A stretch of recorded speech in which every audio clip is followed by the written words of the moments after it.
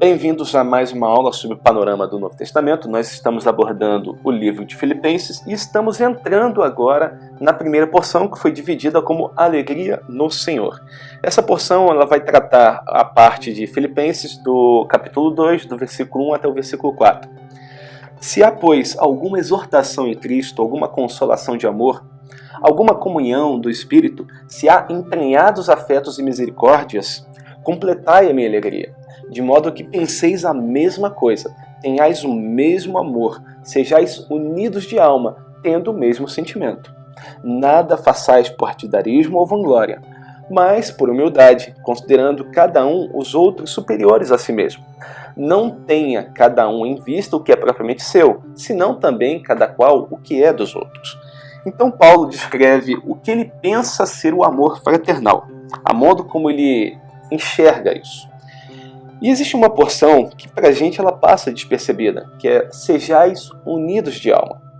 Mas alguns historiadores da época pegaram a palavra original e fizeram uma pesquisa por ela e encontraram essa palavra escrita em túmulos de pessoas que morreram. E o que isso significava quando dizia sejais unidos de alma? Então, numa das lápides, por exemplo, foi encontrado de um casal. Falávamos as mesmas coisas, pensávamos as mesmas coisas, vamos inseparavelmente para o mesmo lugar. Então, quando fala de sejais unidos de alma, é um sincronismo, uma perfeição de união, de pensamento, de sentido, de vida, de propósito, que é muito superior àquilo que nós pensamos, quando nós simplesmente falamos sejais unidos de alma. Então algo aqui ele é muito mais forte e muito mais intenso do que sejais unidos de alma, dentro do nosso contexto, daquilo que nós entendemos e compreendemos por sejais unidos de alma. Então quando Paulo chega e fala que não devemos fazer nada por partidarismo ou vanglória, mas por humildade, quando ele fala de partidarismo, ele fala não façais nada por uma ambição egoísta, que visa lucro, que visa poder. Não faça nada para que você seja enaltecido, para que você ganhe reconhecimento dos outros, para que você ganhe ascendência sobre os demais. Não. O que deve te mover tem que ser algo altruísta, algo completamente diferente disso. Considerando cada um os outros superiores a si mesmo. Se nós fizermos isso, então quando eu estou pregando o Evangelho, quando eu estou fazendo isso por humildade, conforme Paulo fala, se eu realmente faço isso por humildade, eu tenho os outros em maior apreço do que a mim mesmo. Basta você olhar, quando você entra numa igreja e vê irmãos que você não conhece, você olha para eles, você não conhece a vida, não sabe como eles vivem, não sabe como eles agem, não sabe como eles interagem. Naturalmente você vê a alegria estampada no rosto, a felicidade, a comunhão, e você olha para eles e fala, poxa, eu queria ser como eles. Você está sendo humilde. Porque ele tem os mesmos problemas que você, ele tem as mesmas dificuldades, e ele tem que vencer a luta contra sua própria carne diariamente. Mas você enxerga nele algo que você gostaria. Então você olha para esse irmão e você coloca ele de forma superior a você mesmo. Isso na realidade só vai te trazer bem. Porque quando você não enxerga os males, as dificuldades que ela tem, mas você olha, poxa, eu queria ser como ela, na realidade você está forçando o seu ser a ser alguém melhor. Não tenha cada um em vista o que é propriamente seu, senão também cada qual o que é dos outros. Então Paulo aqui, ele está forçando que nós venhamos pensar no próximo. E assim a gente já pode passar para o próximo versículo em análise. Tendo em vós o mesmo sentimento que houve também em Cristo Jesus, pois ele, subsistindo em forma de Deus, não julgou como usurpação o ser igual a Deus. Antes, a si mesmo se esvaziou, assumindo a forma de servo, tornando-se em semelhança de homem e reconhecido em figura humana. Na maioria das vezes a gente tem problemas para entender isso. Porque a gente fala, ele esvaziou-se a si mesmo, ele deixou de existir como Deus. Não. Em nenhum momento as Escrituras vai dizer que Jesus deixou de ser Deus. O tempo todo nós verificamos que ele era 100% homem e 100% Deus. E o que quer dizer a si mesmo se esvaziou, porque eu entendo que se ele tinha algo em si, se ele se esvaziou, aquela substância não existe mais. Então, se ele era 100% Deus, ele deixou de ser 100% Deus, é isso? Não, não é isso. O que está dizendo aqui a palavra no original, a ideia que ela vai passar é a ideia de que a si mesmo se esvaziou, quer dizer que ele se esvaziou da manifestação da sua divindade. O que quer dizer isso? Ele continua sendo 100% Deus, mas ele deixou de manifestar a sua divindade. Apesar dele ser Deus e ele ter todos os atributos divinos, você vê aqui que ele é reconhecido como figura humana. Você vê que os apóstolos e as pessoas em si, e até as pessoas que o perseguiam e as pessoas que procuravam por ele, não viam em Jesus Cristo algo que destoava dos demais.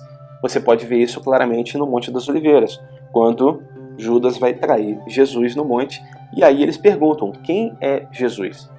Se existisse alguma coisa em Jesus que destoasse, que fizesse resplandecer, tivesse um brilho diferente dele e dos demais, os romanos não teriam dúvida. Mas ele era reconhecido em figura humana, ele era idêntico a um ser humano, nada destoava dele e dos demais seres. Então, na realidade, o texto deixa bem claro. Quando fala de esvaziar-se a si mesmo, então simplesmente é esvaziar-se da manifestação da sua divindade, esvaziar-se de ser reconhecido como Deus, esvaziar-se de agir como aquele que tem todo o poder para fazer todas as coisas. Na realidade, a gente vê o tempo todo o Messias não fazendo as coisas pela sua própria vontade, pelo seu próprio ímpeto, mas pela autoridade que foi lhe dada pelo Pai. A gente vê isso claramente quando a gente lembra do que acontece com Lázaro, a ressurreição de Lázaro. Que Jesus chega e ele vai chegar e falar com o Pai. E ali ele fala que levantou os olhos ao céu e deu graças ao Pai, porque sempre o ouvia. E eu sabia que sempre me ouves, mas por causa da multidão que está ao redor, é assim que falei, para que eles creiam que tu me enviaste. Então, você vê que tudo que Jesus faz tem um propósito. E o propósito é enaltecer a Deus, o propósito é fazer o reino ser reconhecido, o propósito é fazer as pessoas se arrependerem dos seus pecados. Mas o texto continua. Ele fala que essa forma de se esvaziar, de assumir a forma de servo, de se tornar semelhante ao homem, foi feito de forma a ser reconhecido em figura humana. E essa porção do texto, ela tem uma profundidade um pouco maior. Porque ela é utilizada normalmente quando reis, quando aqueles que têm autoridade sobre os demais, vão se despir realmente, fisicamente, vão retirar as vestes reais. Então, quando se retira as vestes reais, o que sobra? Apenas o corpo humano. Então, não existe nada que diferencia aquele que realmente é o rei soberano daquele que é o plebeu, daquele que é o servo. Porque quando você olha para a estrutura física deles, ela é idêntica. Então aqui está dizendo que Jesus se fez de forma idêntica ao servo. Mas como ele fez isso? Ele se despiu da sua autoridade. Ele ficou para que fosse reconhecido como homem e não como Deus. Você vê que a primeira vinda ele vem como cordeiro. A segunda vinda ele vem como leão da tribo de Judá. Na primeira vinda ele vem como servo sofredor. Na segunda vinda ele vem como aquele que tem todo o poder e toda a glória. Então o texto está dizendo isso. Faz referência à sua primeira vinda. Faz referência da forma como ele veio. Faz referência a Deus conosco, Deus Emanuel. Para que ao nome de Jesus se dobre todo o joelho, nos céus, na terra e debaixo da terra, e toda língua confesse que Jesus Cristo é o Senhor, para a glória de Deus Pai. Então diz qual é o objetivo dele ter vindo desta forma, para que todo joelho se dobre. Ok, mas todo joelho vai se dobrar em algum momento. Toda língua em algum momento vai confessar, mas não vai ser uma confissão de arrependimento, vai ser uma confissão de obediência. Porque quando a gente olha lá em Apocalipse, quando ocorre o retorno do Messias, você vê que todo joelho se dobrará e toda língua confessará, debaixo na terra e acima da terra, que só Jesus Cristo é o Senhor. Mas essa confissão já não é uma confissão de arrependimento, é uma confissão de reconhecimento de autoridade, porque simplesmente você não pode negar aquilo que é dele. Mas na época atual em que vivemos, esta confissão é uma confissão de arrependimento, porque você reconhece a autoridade dele, mesmo ele tendo vindo como servo. Então nós temos uma oportunidade de fazer isso agora, porque um dia isso vai ser feito por todos os seres viventes. Então, aparecerá no céu o sinal do Filho do Homem. Todos os povos da terra se lamentarão e verão o Filho do Homem vindo sobre as nuvens do céu com poder e muita glória. Então você verifica que naquela época haverá pranto. Naquela época, na realidade, não existe uma conversão ali onde que as pessoas ficam alegres, mas você vê que a volta do Messias naquele contexto vai fazer com que as pessoas se lamentem, porque o momento de arrependimento passou. E agora ele não vem mais como o cordeiro, ele vem como o leão da tribo de Judá, como aquele que tem poder e como aquele que tem muita glória. Fazei tudo sem murmurações nem contendas, para que vos torneis irrepreensíveis e sinceros, filhos de Deus, inculpáveis, no meio de uma geração perversa e corrupta, na qual resplandeceis como luzeiro no mundo. Quando ele fala de pervertida, na realidade a palavra original está dizendo de uma geração plenamente deformada, distorcida. É isso que o texto está dizendo, quando ele fala de pervertida. A gente coloca pervertida porque uma tradução fica mais dentro da ideia do que a gente quer dizer. Porque plenamente deformada, completamente distorcida, uma geração que é contrária a tudo aquilo que o homem deveria ser. Então, nós somos chamados para sermos irrepreensíveis e sinceros, filhos de Deus inculpáveis no meio de uma geração que é avessa a todo padrão de norma e de conduta bíblica. Mas não só essa geração, também a geração que é corrupta, a geração que quer dizer aquilo que não está reto, aquilo que está defeituoso, aquilo que está torto. Então fala de uma geração que é completamente distorcida, uma geração que ela anda a 180 daquilo que é pregada, e uma geração que ela tende a ir na mesma direção, mas ela fica sinuosa, ela fica dando voltas, uma geração que não é reta. Ela tende a ir para o caminho, mas ela desvia para a direita, desvia para a esquerda, ela não é perfeita. Mas no meio dessa geração, nós temos que ser irrepreensíveis e sinceros e inculpáveis. Então ele está falando que nós não devemos nos aliar com a geração que anda na contramão e nem deveríamos proceder de forma igual àqueles que tendem a ir mais ou menos na mesma direção, tendo nuances, indo para a direita e para a esquerda. Ele fala que nós temos que ser perfeitos, inculpáveis, irrepreensíveis, sinceros. Só que a palavra que descreve o termo sincero, ela é utilizada dentro do contexto na época em que se vendia vasos de barro no comércio, e esses vasos eram expostos para venda, e quando nós verificarmos esse vaso parecia perfeito, porque ele estava exposto na sombra, e tinha se passado uma pequena camada de cera, de modo que a cera ela tornava as imperfeições, as rachaduras, imperceptíveis. Mas, quando se pegava esse mesmo vaso e se colocava no sol, as rachaduras ficavam visíveis. Então, na realidade, o termo sinceros vem de sem cera. Sejam sinceras. Sejam exatamente o que vocês são. Não pareçam ser uma coisa que na realidade vocês não são. Porque uma vez posto contra a luz vai revelar todas as imperfeições que esse vaso tem. Então é isso que o texto está dizendo. Temos que ser irrepreensíveis e sem cera.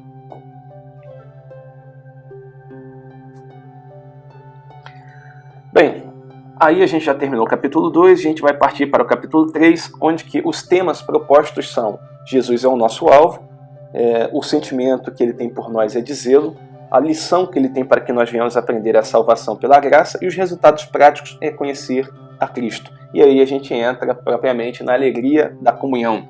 Acautelai-vos dos cães, acautelai-vos dos maus obreiros, acautelai-vos da falsa circuncisão. E aqui, essa palavrinha cães vai rememorar o que acontecia em Israel.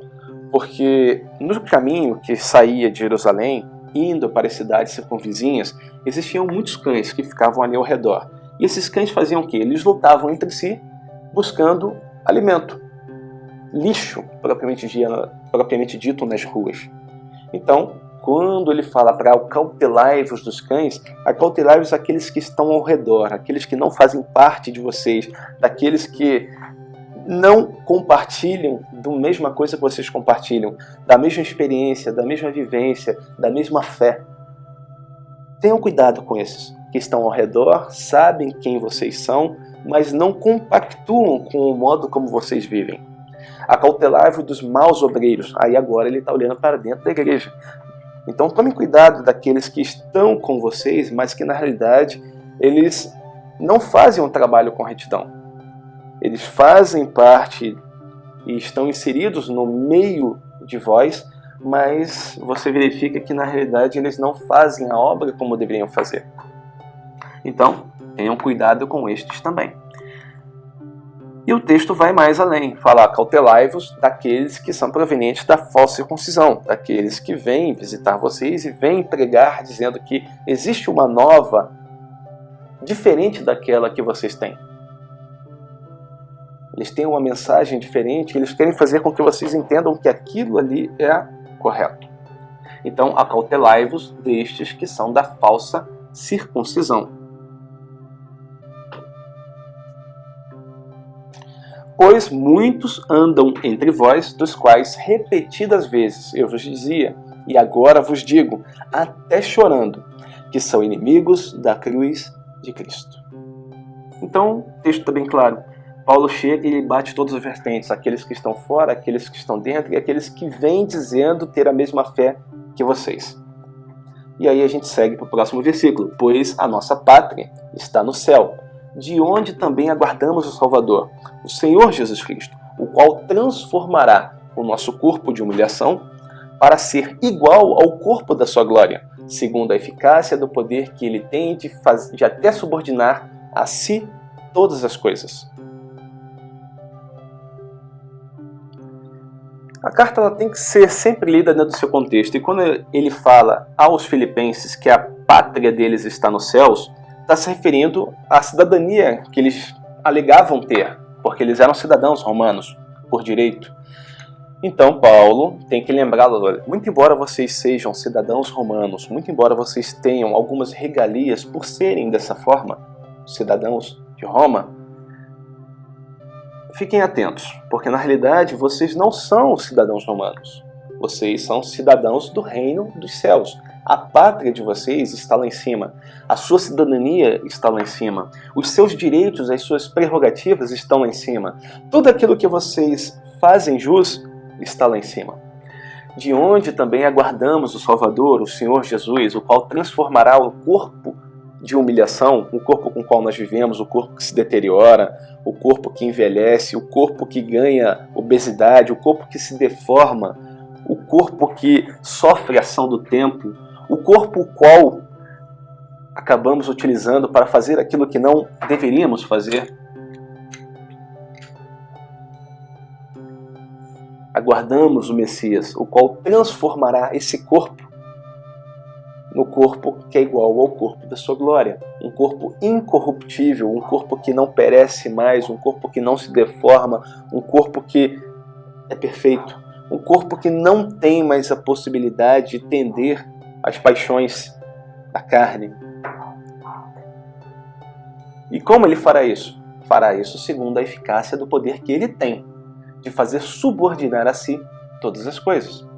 Então, Paulo está sendo bem didático nessa parte aos filipenses.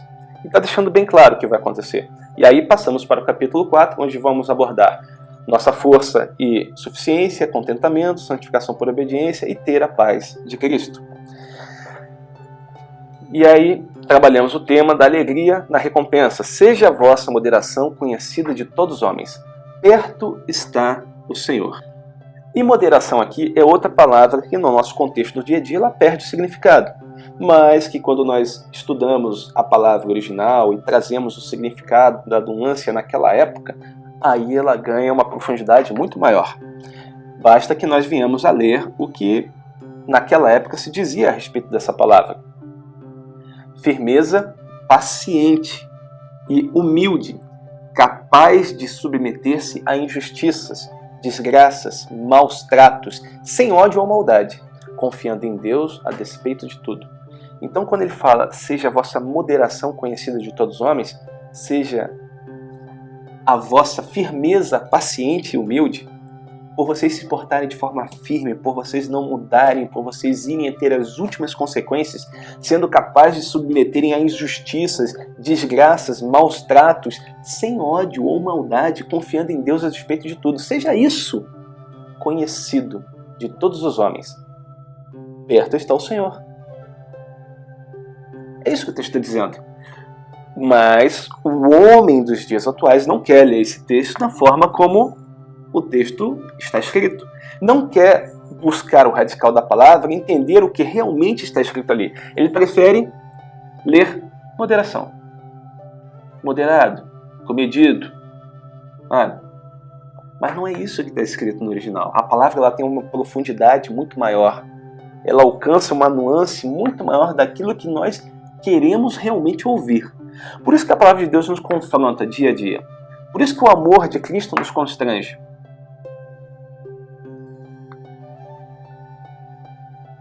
E o interessante de tudo isso é que quando nós olhamos, Paulo escreveu isso para os filipenses, que tinham cidadania romana, que tinham direitos e regalias. Homens que estavam praticamente acima da lei. Sim, praticamente acima da lei.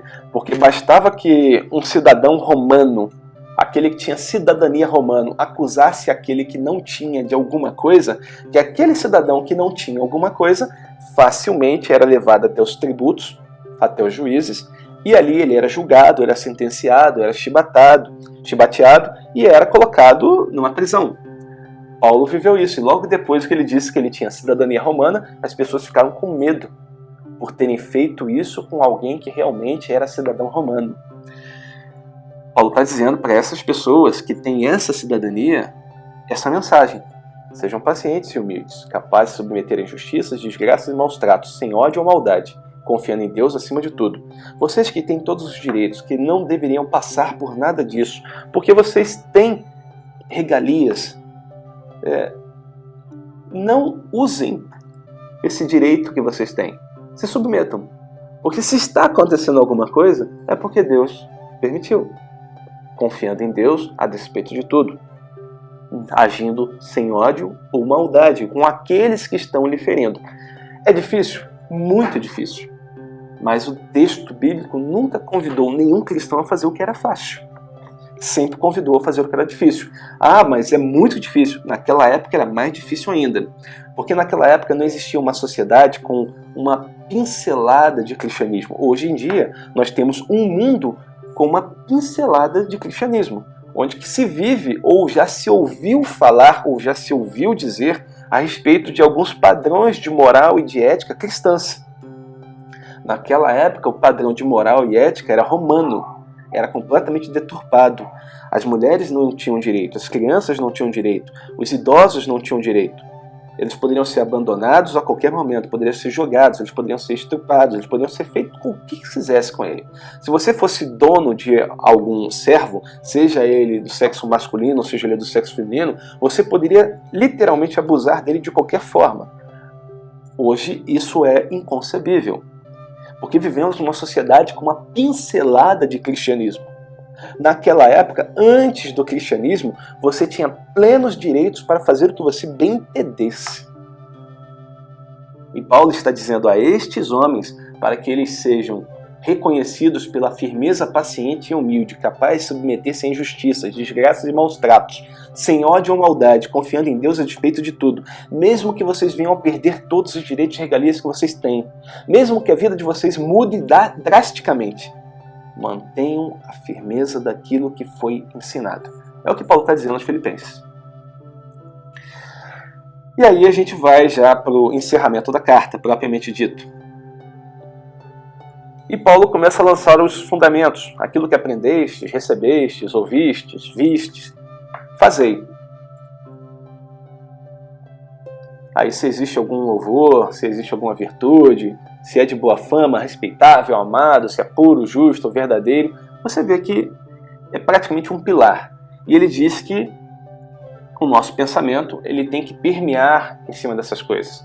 Então, se você pudesse analisar essas palavras, se você pensasse um pouquinho em cima de cada uma delas, você ia saber em cima do que o nosso pensamento tem que estar firmado e aquilo que tem que rodear o nosso pensamento.